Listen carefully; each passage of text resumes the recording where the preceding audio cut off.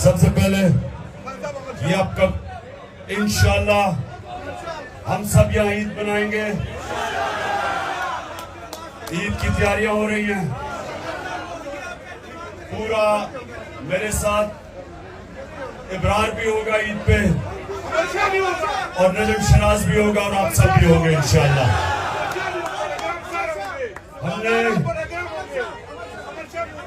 अहमद शाह भी होगा। अच्छा, मैंने बड़ी मुश्किलों से टिकट्स दिए पंजाब के, और अभी एक मिनट, और अभी मैं अपीलें भी सुनूंगा अगले 3-4 दिन कि जो भी समझता है कि उससे टिकट मिलना चाहिए था और नहीं मिला वो अपील कर सकता है। लेकिन पहले यहाँ बनू, शाबाश बनू, जबरदस्त। अच्छा, जो 4 सदा हो गए।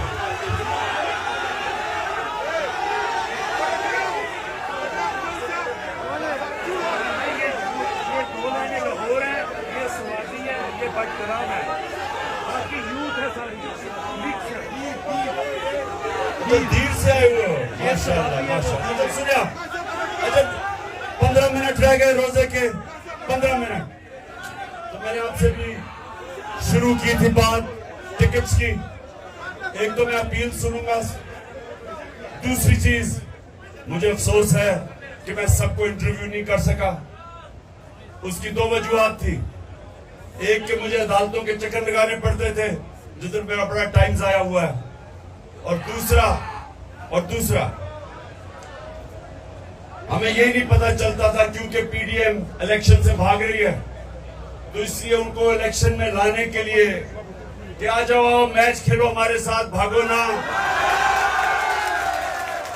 वो विकेट उठा के भाग रहे हैं, हम उनको वापस लेके आ रहे हैं। तो वो इसकी वजह से हमें थोड़ी मुश्किल पड़ी। मैं उतने इंटरव्यू नहीं कर सका जितने मुझे करने चाहिए थे और करना चाहता था।